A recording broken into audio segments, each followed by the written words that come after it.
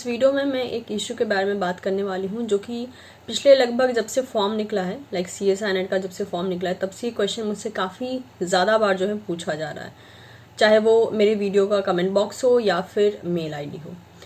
तो क्वेश्चन ये है कि क्या हम सिर्फ प्रीवियस ईयर क्वेश्चन को सॉल्व करके CSR क्लियर कर सकते हैं और ये कितना ज़्यादा एफिशिएंट बेसिस पे काम करेगा।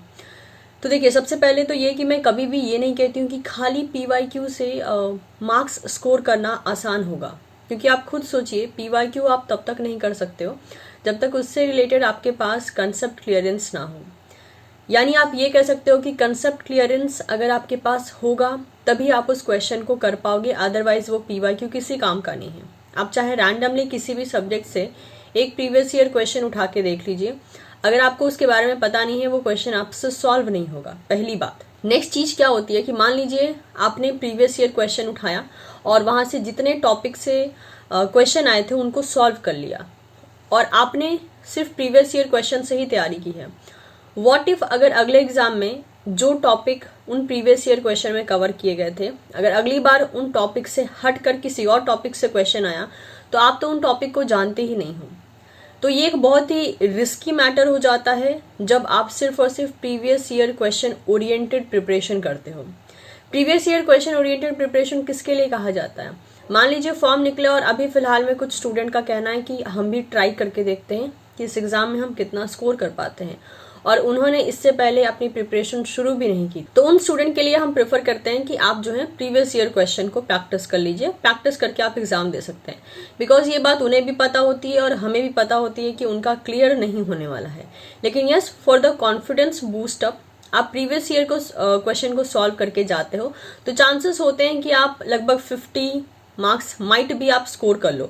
लेकिन ये भी एक श्योरिटी नहीं होती है कि आप 50 स्कोर कर ही लोगे।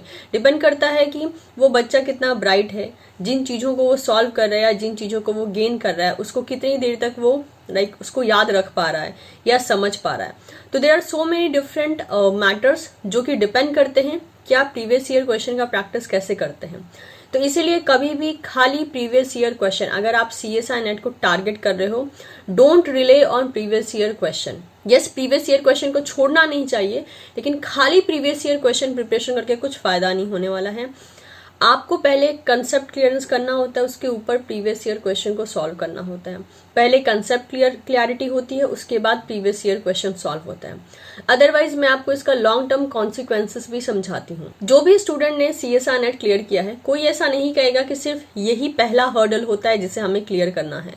आपके CSI नेट क्लियर करने के बाद, इसके बाद जब आप उसको उस स्कोर कार्ड को अवेल करके या स्कोर कार्ड का यूज करके कहीं भी खुद को इनरोल करने जाओगे, चाहे प्रोजेक्ट हो, चाहे PhD हो या फिर चाहे लेक्चरशिप ही क्यों ना हो, जो सेकेंड हर्डल आता है आपके बीच में वो ये है कि आपको इंटरव्यू क्लियर करना होता है।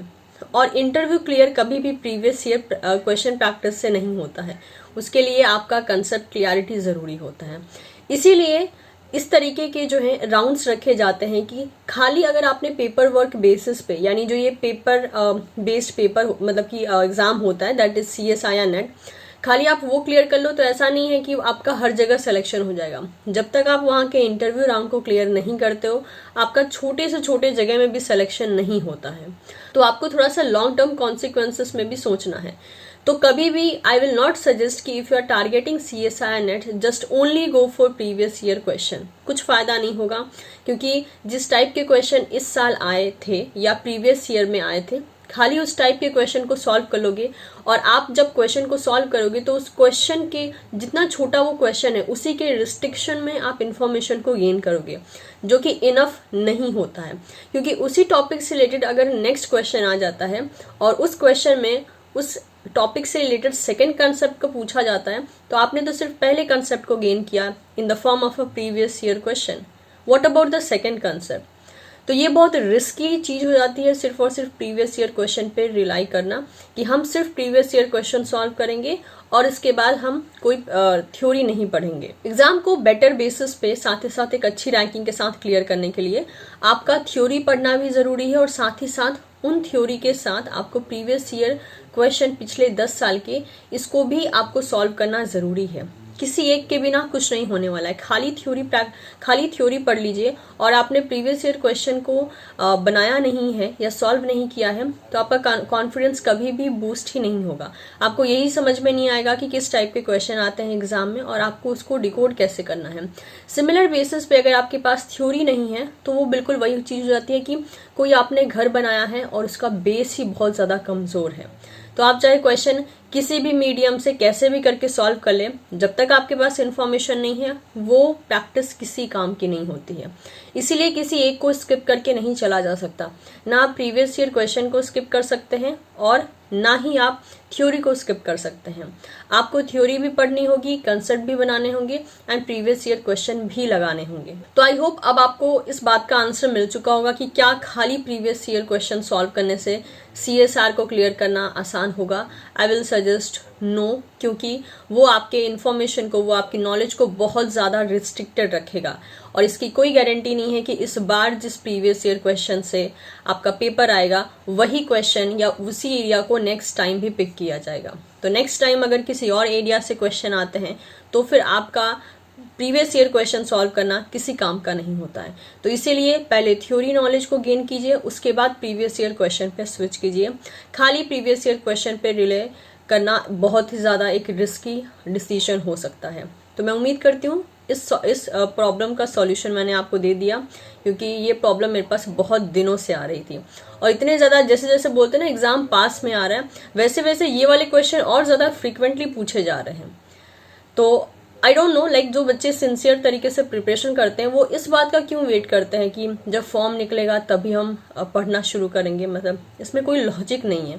और आप CSR नेट का प्रिपरेशन कर रहे हैं जो कि इतना ज्यादा प्रेस्टिजियस एग्जाम है, अगर ये यूं ही 1 से 2 महीने में निकल जाने वाला होता तो आज हर एक तीसरे इंसान के हाथ में CSR नेट का स्कोर कार्ड होता। But that is the thing कि ये इतना आसान एग्जाम नहीं है। ये आपसे आपकी मेहनत मांगता है, आपसे आपका कहते हैं ना पेशेंस लेवल, आपसे आपका पूरा का पूरा डेडिकेशन मांगता है।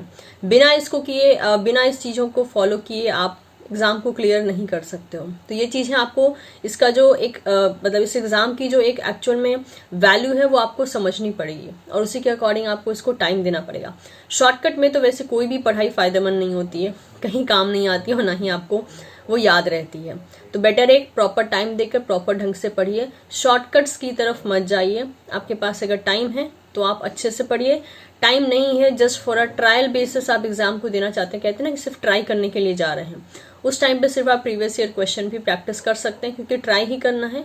लेकिन अगर आपका टारगेट है ये कि आपको क्लियर करना है, don't just switch on previous year question. तब आपको theory and previous year question दोनों को एक साथ जो है प्रायोरिटाइज करना पड़ेगा। पहले थ्योरी के साथ जाइए, उसके बाद उससे रिलेटेड क्वेश्चन को सॉल्व कीजिए।